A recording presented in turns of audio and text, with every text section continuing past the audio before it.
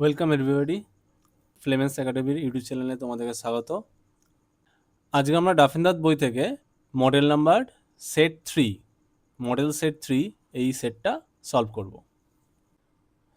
আজকের প্রথম প্রশ্ন, অ্যাসারসনে বলেছে, in the story the night train at Deoli, Ruskin bond explores the theme of fleeting moments and transient nature of life. আচ্ছা, night train দেওলিতে Ruskin bond মানে লেখক explore করছেন কিসের থিম, মানে কোন থিমটা তিনি তুলে ধরছেন? Fleeting moments and transient nature of life, মানে যে সময়টা ক্ষণস্থায়ী, বেসিক্যালি ক্ষণস্থায়ী সময়টাই প্রকৃতির নিয়ম, সেই ক্ষণস্থায়ী ব্যাপারটাকে তিনি তুলে ধরছেন। এটা অবশ্যই ঠিক আছে, কারণ এখানে ক্ষণস্থায়ী কোনটা গল্পে? ওই মেয়েটার সাথে লেখকের সাক্ষাৎ ব্যাপারটা, সেটা ক্ষণস্থায়ী, সেটা কিন্তু পার্মানেন্ট হয়নি। আচ্ছা, রিজনে বলেছে, in the story the narrator's brief encounter with a girl at Delhi station symbolizes short but impactful experience that often leaves lasting impression despite their temporary nature. আচ্ছা, ন্যারেটারের যে ব্রিফ এনকাউন্টার, ব্রিফ মানে ছোট্ট যে সাক্ষাৎটা হয়েছিল মেয়েটার সাথে দেওলি স্টেশনে, সেটা কি সিম্বলাইজ করছে? এটা শর্ট কিন্তু ইম্প্যাক্টফুল, মানে শর্ট বলতে ছোট কিন্তু ইম্প্যাক্টফুল, যার প্রভাবটা রয়েছে, খুবই প্রভাবশালী একটা অভিজ্ঞতা, যেটা একটা লাস্টিং ইমপ্রেশন যেটা অনেকক্ষণ ধরে, অনেক সময় ধরে তার উপর থেকে গেছিলো, যেটা কিন্তু ইমপ্রেশনটা ক্ষণস্থায়ী হয়নি। হয়তো তার সাক্ষাৎটা ছিল শর্ট, বাট তার ইমপ্রেশনটা, তার প্রভাবটা কিন্তু দীর্ঘকালীন ছিল। ডিসপাইট দেয়ার টেম্পোরারি নেচার, এই টেম্পোরারি নেচার থাকা সত্ত্বেও সেটা কিন্তু অনেকটাই লাস্টিং করেছিল। এটা অবশ্যই ট্রু। মেয়েটার সাথে সাক্ষাৎটা স্বল্প সময়েরই ছিল, মানে দুদিন, খুবই ওই 10 মিনিট মতো, 10 মিনিট করে, বা 10 মিনিটেরও কম বলতে গেলে, কিন্তু তার যে প্রভাবটা কিন্তু লেখকের ওপর দীর্ঘকালীন রয়ে গেছিল। তাহলে দুটো স্টেটমেন্টই ঠিক আছে। তাহলে এখানে রিজনকে ইনকারেক্ট বলছে, এটা হবে না। তাহলে এখানে অ্যাসারশনকে ইনকারেক্ট বলছে, হবে না। আচ্ছা, এটা হবে সি। তাহলে সেকেন্ড প্রশ্ন, কলম ম্যাচিং দিয়েছে। কলম এতে বলেছে দেহলি স্টেশন, দ্য গার্ল, তারপর কলম এতে দিয়েছে দ্য ট্রেন আর the theme of the story. Column বিতে কী কী দিয়েছে? Symbolizes lost opportunities, unfulfil desires. Option বিতে দিয়েছে represents the transient and fleeting nature of life and experiences. সিতে দিয়েছে a quiet and sleepy place where the narrator first met the girl. প্রথম দেখা হয়েছিল, অবশ্যই এটা দেহলি স্টেশন হবে। দেহলি স্টেশন মানে প্রথমটা, তাহলে এটা ওয়ানের সাথে চলে যাবে। আর a symbol of movement change and separation, অবশ্যই এটা ট্রেনটাই হবে, 3-এর সাথে যাবে। তাহলে তাহলে এটা তাহলে 3। তাহলে 1 সি এখানে আছে, আর 3D এখানে আছে। তাহলে বাকি থাকলো থিম অফ দ্য স্টোরি, এটা বাকি থাকলো, আর এদিকে দ্য গার্ল, এটা বাকি থাকলো। Symbolizes lost opportunities and unfulfil desire, symbolize করছে ব্যাপারটা, এটা কখনোই কিন্তু থিম হবে না গল্পের বা কবিতার থিম কখনোই কোনো সিম্বলাইজেস এই পার্সপেক্টিভে যাবে না এটা। তাহলে এটা অবশ্যই দ্য গার্লের সাথে চলে যাবে, মানে 2A। আর থিমটা বাকি থাকলো, থিমটা তাহলে represents transient and fleeting nature, অবশ্যই এটাই থিম, এই যে ট্রানজিয়েন্ট এবং ফ্লিটিং নেচার, যেটা ক্ষণস্থায়ী এবং যেটা হাতে থাকবে না, বেরিয়ে যাচ্ছে সেটা। তাহলে এটা যাবে হচ্ছে লাস্ট অপশন, মানে 4। তাহলে 4B। ঠিক আছে, পুরো সেটটাই তাহলে ঠিক আছে। 3 নম্বরটা, what was not present at Delhi station. Delhi স্টেশনে কোনটা ছিল না? টি স্টল ছিল, ফ্রুট সেলার ছিল, স্ট্রে ডগসও ছিল, লার্জ ক্রাউড ছিল না। Basically empty station. চারেরটা, the train reach Delhi station at day time, না নুন হবে না, নাইট হবে না, মর্নিং বলতে আর্লি মর্নিং। যদি পরীক্ষায় ডন বলে উল্লেখ করে দেয়, তাহলে ডন অপশানটা চুজ করো। ডন মানে তো উষা, ভোরবেলা। টাইমটা ছিল হচ্ছে কিন্তু 5 AM ছিল।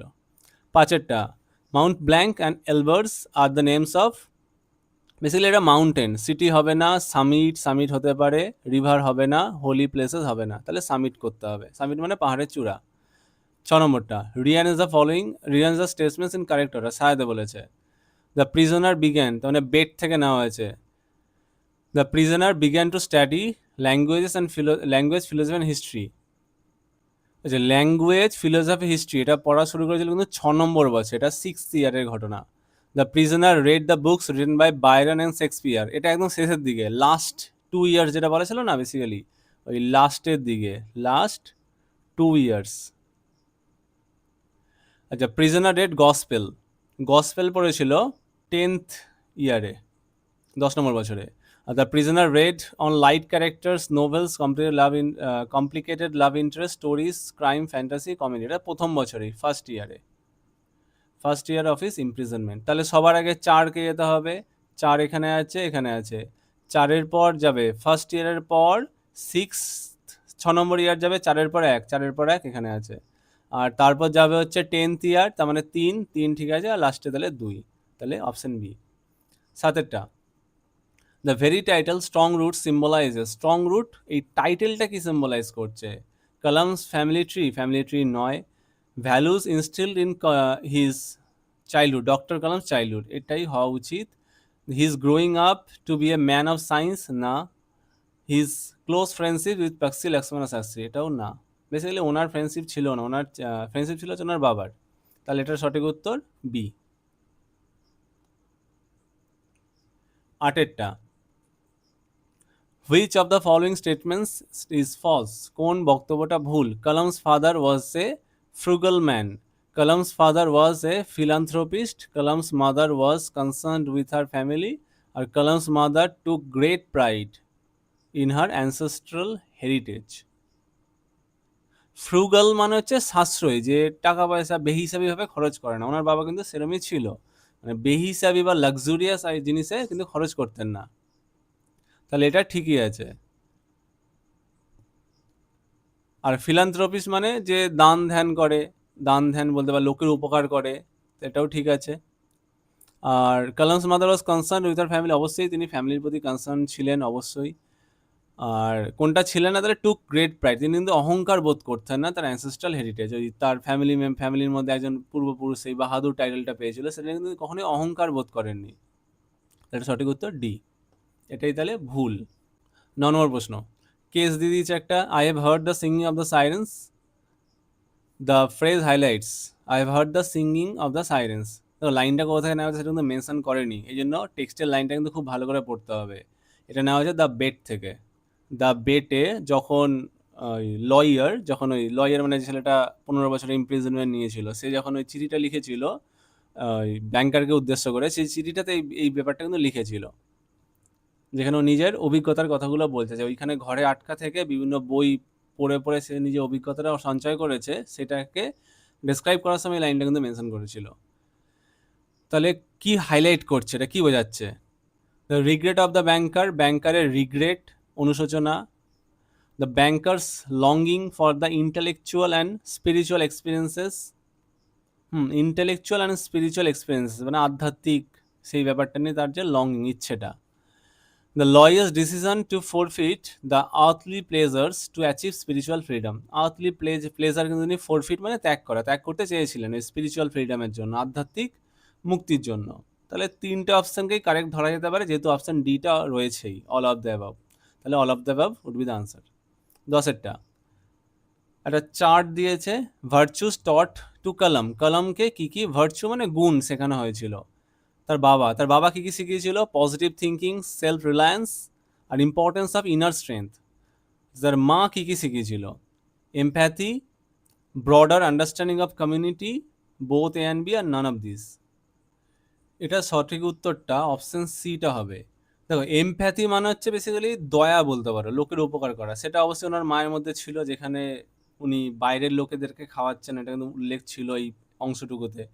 আর ব্রডার আন্ডারস্ট্যান্ডিং অফ কমিউনিটি বলতে এখানে বিভিন্ন সম্প্রদায়ের মানুষকে তিনি ফিড করছেন, এটাও ওই অ্যাঙ্গেল থেকে এটা তৈরি হচ্ছে, তাহলে দুটোই কিন্তু কারেক্ট, তার মার মধ্যে এই দুটো কোয়ালিটিসই ছিল, তিনি কমিউনিটির প্রতি একটা আন্ডারস্ট্যান্ডিংও রাখতেন, আর অবশ্যই এমপ্যাথি তার মধ্যে ছিলই, তাহলে এটা সঠিক উত্তর হচ্ছে গিয়ে সি।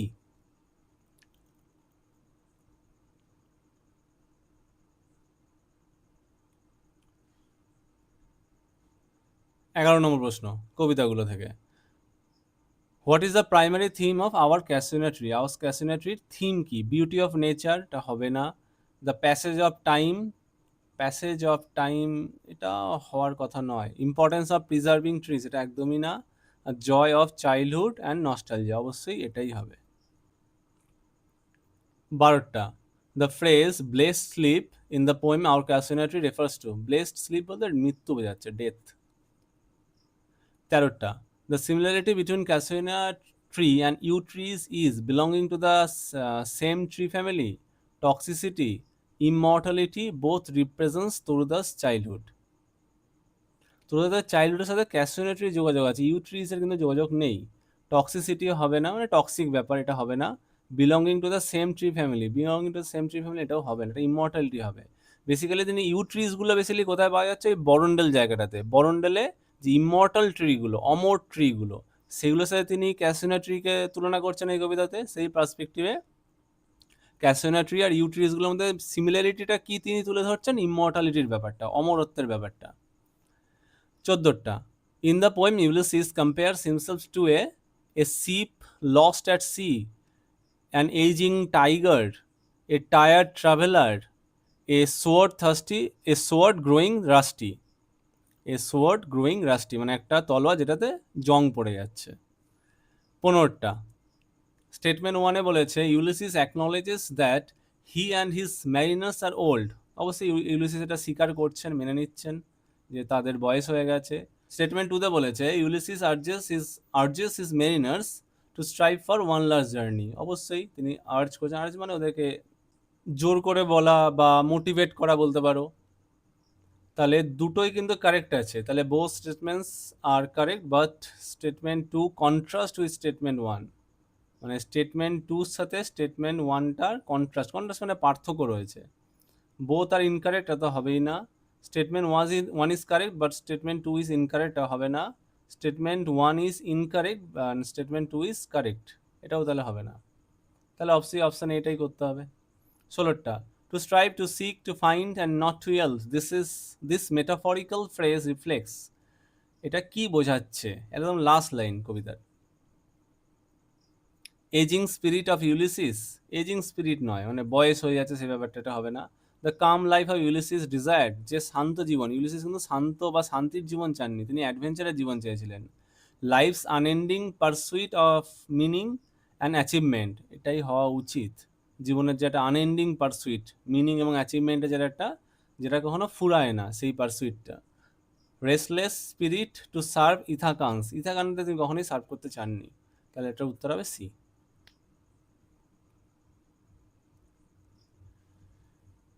17টা, রিয়ারেঞ্জ দ্য ইভেন্টস ইন ইউলিসিসের স্পিচ, ইউলিসিসের বক্তব্যে এই ঘটনাগুলোকে সাজাতে বলেছে।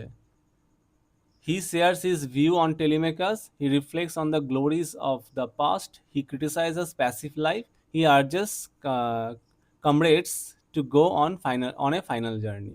এক্স্যাক্টলি কিন্তু টেক্সট বুক লাইন নয় এগুলো, মানে কবিতা থেকে এক্স্যাক্টলি লাইন তোলা হয়নি, কবিতার লাইনের থিমগুলোকে তোলা হয়েছে, সেজন্য এক্স্যাক্টলি লাইন ম্যাচ তুমি পাবে না, তোমাকে থিমটা অনুযায়ী তোমাকে এটাকে সাজাতে হবে। দেখো কবিতা শুরু হচ্ছে কিন্তু যেখানে তিনি তার এই যে প্যাসিভ জীবনটাকে তিনি ক্রিটিসাইজ করছেন, যেখানে তিনি যেই কিছুই করছেন না, রাজ্যে বসে রয়েছেন, সময় কাটাচ্ছেন, সেই প্যাসিভ লাইফটাকে তিনি কিন্তু ক্রিটিসাইজ করছেন, সমালোচনা করছেন, সেটাই দিয়ে কিন্তু কবিতাটা শুরু হচ্ছে। তাহলে এই ঘটনাটা সবার আগে যাবে। তারপর হচ্ছে গিয়ে he shares his view on টেলিমেকার্সকে নিয়ে তিনি কথা বলছেন। আর he reflects on glories of past, আর he urges comrades to go on a final journey. তাহলে এটা যাবে ফাইনাল জার্নিতে যাওয়ার কথা বলতে গেলে তিনি মেরিনার্সদেরকে অ্যাড্রেস করছেন, ওই স্ট্যান্সাটা দেখবে বলা ছিল যে আমরা একটা শেষ জার্নি করবো এবার। আর he reflects on the glories of past, এটা হবে সবার লাস্ট লাইন, এটা বেসিক্যালি একদম লাস্ট প্যারাগ্রাফ, লাস্ট স্ট্যান্সাতে রয়েছে। ওই যেখানে উল্লেখ ছিল না সেই in our old days when we moved heaven and earth, এরকম এক্স্যাক্টলি লাইনটা এরকমভাবে লাইনটা ছিল, ওই জায়গাটা কিন্তু এই পার্সপেক্টিভটা উল্লেখ পাচ্ছে, যেখানে তিনি তার পাস্ট গ্লোরিজগুলোকে তুলে ধরছেন। তাহলে সাজানো হচ্ছে 3-1, 3-1 অপশানে নেই তো, 2 এখানে 2কে 1-এ প্রথমে বারে 2-1-এ যাবে না, প্রথমে তিনি পাস্ট গ্লোরিজগুলোকে কিন্তু মানে ওগুলোকে রিফ্লেক্ট করছেন না, কবিতাটা শুরু হচ্ছে কিন্তু যেখানে তিনি তার প্যাসিভ লাইফকে ক্রিটিসাইজ করছেন, তাহলে এটা হবে না, এটাও হবে না। 4, প্রথমেই কমরেডদেরকে জার্নি করতে উৎসাহ দিচ্ছেন, এটা একদমই না, এটা অনেক পরে ঘটছে। আর 1 নম্বরটা হি শেয়ারস হিজ ভিউ অন টেলিমেকার্স, টেলিমেকার্সকে নিয়ে তিনি তার মতামতটা শেয়ার করেন, এটাও না, এখানে অপশানগুলো ভুল আছে। তাহলে এটার উত্তরটা হবে সবার আগে যাবে হচ্ছে 3, তারপর যাবে হচ্ছে গিয়ে 1, তারপর যাবে 4, তারপর তাহলে 2, এটাই হবে উত্তর। অপশানগুলো ভুল দিয়েছে। 18টা the grey baboon likes to watch a sunrise from, পিকচারের মাধ্যমে বুঝিয়েছে গ্রে বাবুন কিন্তু গাছের ওপরে বসেছিল, গাছ থেকে কিন্তু ঝুলছিলও না, বা গাছের নিচেও বসে নেই, বা গাছের এরম ঝুলছিলও না, তাহলে এটা অপশন হবে এ। 19এরটা which line in the poem reflects Ulysses লংিং for adventure and exploration, I mete and dole unequal laws, এটা হবে না। To strive to seek to find not to yield, এটাই হওয়া উচিত। This is my son my own Telemachus, হবে না এটা। The long day wanes the slow moon climbs, এটাও না, তাহলে বি। 20 নম্বরটা what is the poetic form of hour casino tree, hour casino ট্রির কী ধরনের কবিতা বেসিক্যালি, এলিজি, ব্যালেড, ওড নাকি এপিক পোয়েম? এপিক পোয়েম মানে হচ্ছে ওই মহাকাব্য টাইপের কবিতাগুলো লেখা হচ্ছে মহাকাব্যের ফরম্যাটে, এটা একদমই নয়। আচ্ছা, ওড, ব্যালেড, এলিজি, এলিজি মানে হচ্ছে গিয়ে বেসিক্যালি দুঃখের কবিতা, যে কবিতাতে কারোর সাপোজ কারোর ডেথ হয়েছে, সেই ডেথটাকে কবিতা জুড়ে সেই ডেথটাকে যেটা মানে মৌনিং করা হচ্ছে, তিনি যেন লেখিকা বা লেখক যেন দুঃখ প্রকাশ করছেন সারা কবিতা জুড়ে, ওই পার্সনটার মৃত্যু নিয়ে তিনি দুঃখ করছেন, সেটা এলিজি। এই কবিতাটা একটা ডেথ তো অবশ্যই তার ছোটবেলায় তিনি তার ভাই বোনকে হারিয়েছেন, কিন্তু তিনি তার ছোটবেলায় হারিয়েছেন, তিনি কিন্তু অনেক পরে গিয়ে লিখছেন, সেই জন্য কবিতা আর কবিতাটা জুড়ে কিন্তু ওই মর্নিংটা নেই, সারাক্ষণ যে তিনি দুঃখটা করছেন সেটা কিন্তু নেই, এটা কিন্তু একটা পজিটিভ সাইডকেও তোলা হয়েছে, মানে গাছটাকে ধরে তিনি তার নিজের সেলফটাকেও কিন্তু তুলে ধরছেন, এটা কিন্তু পুরোপুরি এলিজির মধ্যে পড়বে না। ব্যালেড মানে হচ্ছে যে কবিতার মাধ্যমে কোনো একটা ঘটনা বা কোনো একটা স্টোরি ন্যারেট করা হয়, এটা ব্যালেডও নয়। আর ওড, ওড মানে হচ্ছে গিয়ে যেটা কোনো একটা জায়গা, কোনো একটা মানুষ বা কোনো কিছুকে খুবই প্যাশনেটলি ডেসক্রাইব করে, মানে এখানে যেমন ক্যাসিনো ট্রিটাকে খুব প্যাশনেটলি লেখিকা ডেসক্রাইব করছেন কবিতাটা জুড়ে, এটা ওড হবে উত্তর। এলিজি ব্যাপারটা হচ্ছে না, কারণ হচ্ছে এলিজিতে অবশ্যই মৃত্যু বা সেই দুঃখটা তো আছেই, কিন্তু সেই সারা কবিতা জুড়ে কিন্তু সেটারই ডেসক্রিপশন চলবে, সেই মৃত্যু নিয়ে একটা দুঃখ প্রকাশ করবেন, এখানে তো ওই আউট অ্যান্ড আউট দুঃখ ব্যাপারটা কিন্তু এখানে নেই, তিনি অবশ্যই ছোটবেলার কথা মনে করছেন, নস্টালজিক ফিল করছেন, নস্টালজিক ফিল করা কিন্তু ফিল করলে এটা এলিজির মধ্যে পড়বে না, এটা ওডি উত্তরটা হবে। 21এরটা the spinning wheel is a part of the domestic backdrop of the play, represents the daily monotonous life of the women, monotonous মানে একঘেয়ে জীবন, symbolizes the cyclical nature of life and death and suffering, অবশ্যই cyclical death, একটা মানে cyclical life, death আর suffering একটা মানে cyclic weather, spinning wheel, spinning wheel মানে গোলাকার ভাবে সেটা চলছে ঘটনাটা, তাহলে এটা অল অফ দ্য অ্যাবাভ হবে, অল অফ দিস। 22এরটা সামহেন অকার্স অন, সামহেন কবে ঘটে, সামহেন কবে অনুষ্ঠিত হয়, ফার্স্ট ডে অফ অক্টোবর না, 25 ডিসেম্বর না, ফার্স্ট ডে অফ নভেম্বর, এটাই হবে, জানুয়ারিতে হবে না। ইনকেস যদি ফার্স্ট ডে অফ নভেম্বর অপশানে না থাকে তাহলে 31 অক্টোবর অবশ্যই দেবে, তাহলে 31 অক্টোবর অবশ্যই দেবে, তাহলে সেটা চুজ করবে।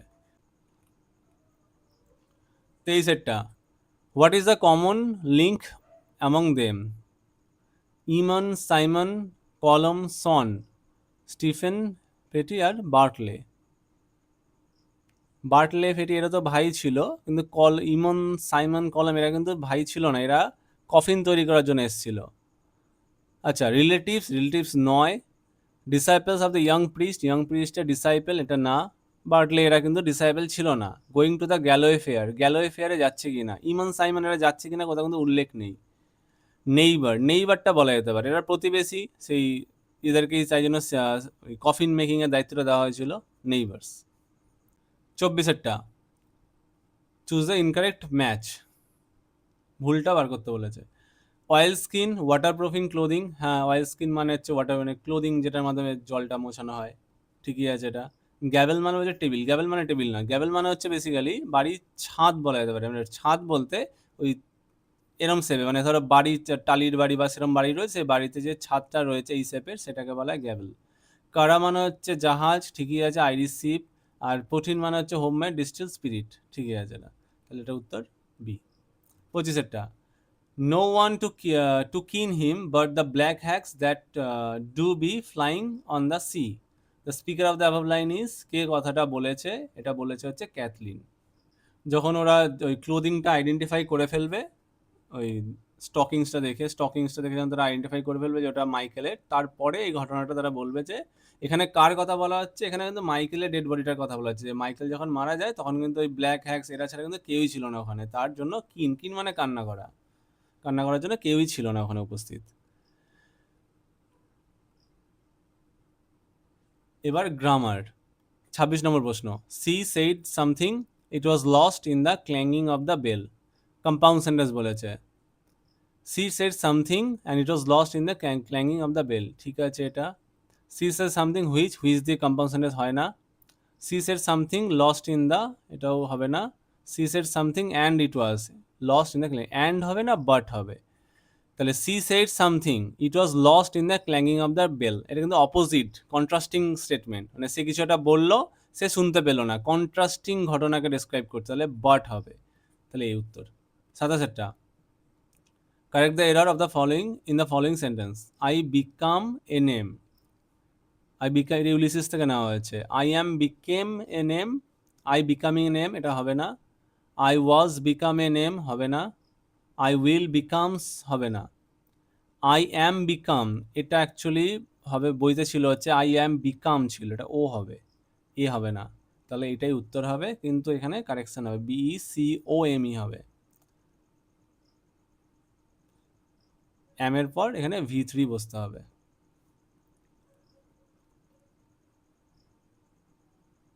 28টা, the death sentence of the and the life sentence are equally immoral. Split the sentence in two simple sentences. The death sentence was immoral. The life sentence is immoral. The death sentence and এটা split করেইনি, আচ্ছা splitting হয়ও নি এখানটাতে, এটা হবে, ভুলই আছে। Death sentence is immoral, life sentence is equally immoral, এটা বেটার সেন্টেন্স আছে। Death sentence and life sentence are both immoral, they are equal, এটা হবে না। তাহলে এখানে সবথেকে বেস্ট আনসার হচ্ছে সি। 29টা, every recurrent anguish longing and desire finds হবে এখানে, finds its own special helper, finds. 30টা, the poetess said but not because of its magnificence dear is the casuarina tree to my soul. Speech মানে narration change. The poetess said that but not because of its magnificence dear was, tense পরিবর্তন হবে, ইজটা was হবে, করা হয়েছে। The casuarina tree to her soul, my সোলটা her soul হবে, তাহলে এটা ঠিকই আছে। বাকি অপশানগুলো, the poetess said but not because of is magnificent dear was the casuarina tree to my soul হবে না, ভুল দিয়েছে এটা। The poetess advice that but not because of is magnificent deer is হবে না, টেন্স পরিবর্তন করতে হবে। The poetess says present tense, বাইরে পাস্ট টেন্স দিয়েছে, এখানে সেইড দিয়েছে, এখানে সেইজ করা যাবে না, এটাও ভুল, তার মানে সঠিক উত্তর এ। আনসিন, যারা ভিডিও দেখে উত্তর করতে, তারা আনসিনটা ভিডিওটা পজ করে দেখে নাও, পরে উত্তরটা করে নাও। এতটা পর্যন্ত আনসিনের প্যাসেজটা রয়েছে, আর দিয়ে কোয়েশ্চেনগুলো 31 থেকে এখানে 38 পর্যন্ত, আর এখানে 39-40। আচ্ছা আনসিনটা কি বলেছে? Dhordo becomes Gujarat's fourth fully solar powered village. Dhordo a remote settlement in Gujarat Kutch district has become the fourth solar village of the state. ধর্দ গুজরাটে অবস্থিত একটা গ্রাম, যেখানে যেটা ফোর্থ সোলার পাওয়ার ভিলেজ হয়েছে, মানে ওখানকার চতুর্থ সোলার পাওয়ার, যেখানে সৌরশক্তি দিয়ে পাওয়ার জেনারেট হবে, সেরকম একটা জায়গাটা গ্রামে পরিণত হয়েছে। এটা একটা রিমোট সেটেলমেন্ট, রিমোট মানে কিন্তু দুর্গম, সেটেলমেন্ট ইন গুজরাট কাচ এরিয়া, কাচ ডিস্ট্রিক্ট, গুজরাটের যে কাচ, রান অফ কাচ, ওই যে জেলাটা আছে, সেই জেলার সব থেকে দুর্গম একটা জায়গা, একটা দুর্গম গ্রাম। Has become the fourth solar village of the state, এটা রাজ্যের মানে গুজরাটের ফোর্থ সোলার ভিলেজ হয়েছে। The achievement was dedicated to the nation by prime minister Narendra Modi during the Samudra se Samriddhi event in Bhavnagar on 20 September 2025। তাহলে এই যে অ্যাচিভমেন্টটা, এই কীর্তিটা, was dedicated to the nation by prime minister Narendra Modi, এটাকে এটাকে দেশের উদ্দেশ্যে তিনি ডেডিকেট করেছেন prime minister Narendra Modi during এই সমুদ্র সে সমাধি এই ইভেন্ট হয়েছিল যেটা ভাবনগরে এই 20 সেপ্টেম্বর 2025 সালে, সেই সময় তিনি এটাকে দেশের জন্য ডেডিকেট করেন। Dhordo is already globally recognised as the best tourism village by UNWTO, United Nations World Tourism Organization. তাহলে ধর্দ অলরেডি কিন্তু ইউএনডব্লিউটিওর দ্বারা বেস্ট ট্যুরিজম ভিলেজের তকমা পেয়েছে। And now it ads A renewable energy milestone. এবার এটা বর্তমানে একটা রিনিউয়েবল এনার্জির একটা মাইলস্টোনটাও অর্জন করলো। A total of 81 homes in the village were filled with rooftop solar systems. Total 81খানা ঘর আছে, ওখানে বাড়ি আছে, সেই বাড়িগুলোর প্রত্যেকটা বাড়িতে ওপরেই রুফটপে মানে ছাদের ওপর সোলার সিস্টেম কিন্তু ইনস্টল করা হয়েছে।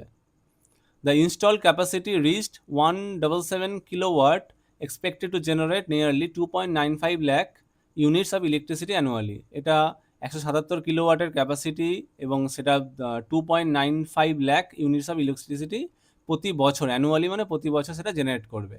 The initiative comes under PM Surya Ghar Muft Bijli, PM Surya Ghar Muft Bijli যোজনা, এটা এই যোজনার আন্ডারে পড়ে কিন্তু।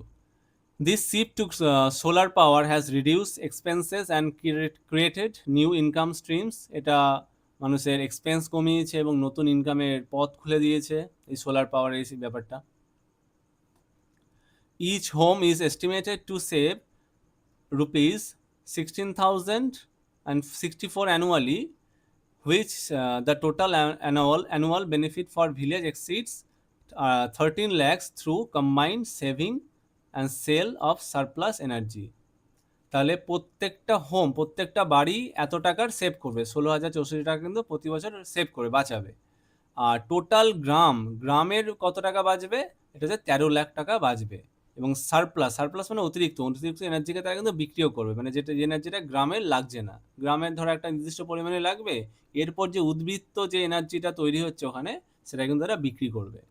The sarpanch of Dhordo Mia Hussain highlighted how this transformation has improved livelihoods. Mia Hossain হচ্ছে ওখানকার সারপঞ্চ মানে গ্রামের প্রধান। তিনি উল্লেখ করেছেন যে এই যে ট্রান্সফরমেশন, এই যে পরিবর্তনটা, সেটা কিভাবে লাইভলিহুডস মানে ওখানকার জীবনযাত্রাকে উন্নত করবে। Modhera in Mehsana district became the India's first solar village in October 2022।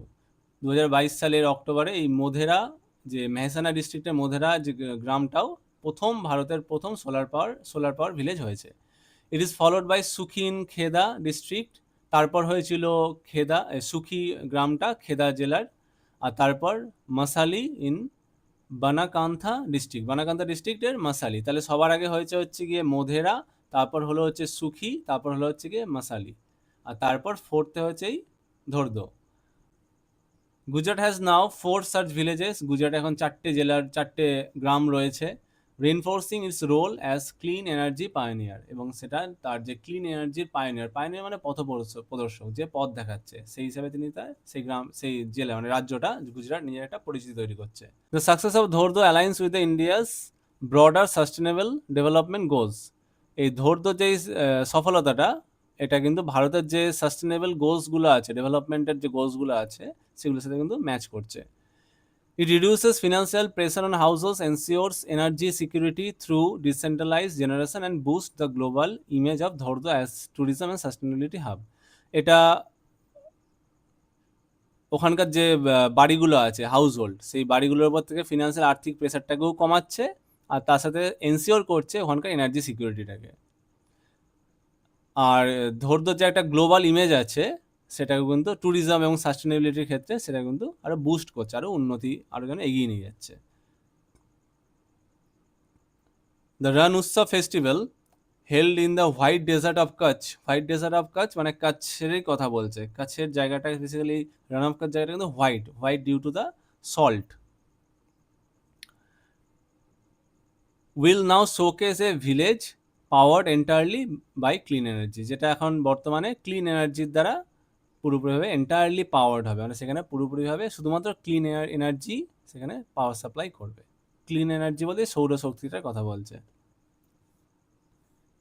এবার কোয়েশ্চেন আনসারগুলো করা যাক। 31, Rearrange the names of the fully solar powered villages of Gujarat serially first, second, third. আচ্ছা সেই চারটে যে জেলা, চারটে যে গ্রাম, চারটে গ্রামের নামটা সিকোয়েন্সালি সাজাতে হবে। ধরদো কিন্তু ফোর্থ, তাহলে এটা চারে যাবে। সবার আগে ছিল হচ্ছে গিয়ে এই যে, সবার আগে ছিল হচ্ছে মোধেরা, তাহলে সবার আগে মোধেরা মানে এটা এক। তারপরে হচ্ছে গিয়ে সুখী, সুখী দুই, আর লাস্টে হচ্ছে মাসালি, এটা হচ্ছে তিন। তাহলে চার সবার আগে, তারপর হচ্ছে গিয়ে দুই, চার দুই, চার দুই এখানে আছে, শুধু এখানেই আছে। আর তারপর হচ্ছে গিয়ে তিন, আর হচ্ছে চার, ঠিক আছে, তিন আর এক। 32. The villages of Dhordo are going to save dash units of electricity yearly. Villages of Dhordo, ধরদোর পুরো গ্রাম মিলে কত টাকা এনার্জি বাঁচাবে। এই যে গ্রামটা মিলে কিন্তু 13 লাখ টাকার এনার্জি বাঁচাবে, 13 লাখ। আর ইন্ডিভিজুয়ালি বাড়িগুলো হচ্ছে 16,000। 33 the Rann of Kutch is also known as, এটা অবশ্যই হোয়াইট ডেজার্ট, এখানে উল্লেখ ছিল যে white desert. 34 who declared Dhordo as a best tourism village, ওই ইউএনডব্লিউটিও, এটা ডি উত্তর হবে। 35 the solar power programme falls under which of ইজেনাস, কোন যোজনার আন্ডারে পড়ে? এটা হচ্ছে সূর্যঘর মুফত বিজলি যোজনা, এটা বি হবে। এই যে Surya Ghar Muft Bijli Yojana. 36 what will be the antonym of the word exceed, exceed মানে কিছু অতিরিক্ত হয়ে যাওয়া, ছাড়িয়ে চলে যাওয়া, এটার অ্যান্টোনিম বিপরীত শব্দ। এক্সেল মানেও সেম, সারমাউন্ট মানেও সেম, ট্রান্সেন্ড মানেও সেম। ফলশর্ট, ফলশর্ট মানে কম পড়ে যাওয়া, তাহলে অপোজিট ফলশর্ট হবে। 37 find out from the passage which means display, ডিসপ্লের মানে ডেডিকেট, ডেডিকেট হবে না, শোকেস, শোকেস হতে পারে, জেনারেট বুস্ট হবে না। 38 in the phrase renewable energy milestone, milestone refers to, মানে এই কথাটাতে, এই ফ্রেজটাতে মাইলস্টোন শব্দটার মানে জানতে চাইছে। কোয়ান্টিফায়েবল অ্যাচিভমেন্ট, অ্যাচিভমেন্ট তো বটেই। বাকি option new income, new income হবে না, এ ফেস্টিভ্যাল হবে না, Stones use to make houses, এটা তো একদমই হবে না, এটা হবে এ তাহলে। 39 which of the following word or phrase from the passage best suit the expression known over the world, মানে পুরো বিশ্ব জুড়ে যার খ্যাতি বা যেটা পরিচিত। অ্যাচিভমেন্ট, অ্যাচিভমেন্ট হবে না। ইমপ্রুভ লাইভলিহুডস, এটা হবে না। ডিসেন্ট্রালাইজ জেনারেশন, এটাও হবে না। গ্লোবালি রেকগনাইজ, হ্যাঁ, পুরো বিশ্ব জুড়ে যার খ্যাতি। 40 who is elected head of Dhordo village, prime minister, এটা হবে না। ইউএনডব্লিউটিও হবে না। মিয়া হোসেন হবে, হবে না। তাহলে মিয়া হোসেন হচ্ছে এখানকার হেড। মিয়া হোসেন নামটা ছিল এই যে সরপঞ্চ অফ ধরদো মিয়া হোসেন, তাহলে এটাই উত্তর হবে। এই ছিল আজকের ভিডিওটা। কার কত মার্কস হচ্ছে আউট অফ 40 কমেন্টে জানিও। আশা করি তোমাদের প্রিপারেশনটা ভালোই এগোচ্ছে। নেক্সট উইকে গ্রামারের উপর একটা লেকচার আসবে, এই ডাফেনাথ বই থেকে চ্যাপ্টার ওয়াইজ গ্রামার যেগুলো রয়েছে সেগুলোর ভিডিওটা নেক্সট উইক ছাড়ার প্ল্যান করছি as early as possible. Thank you for doing the class.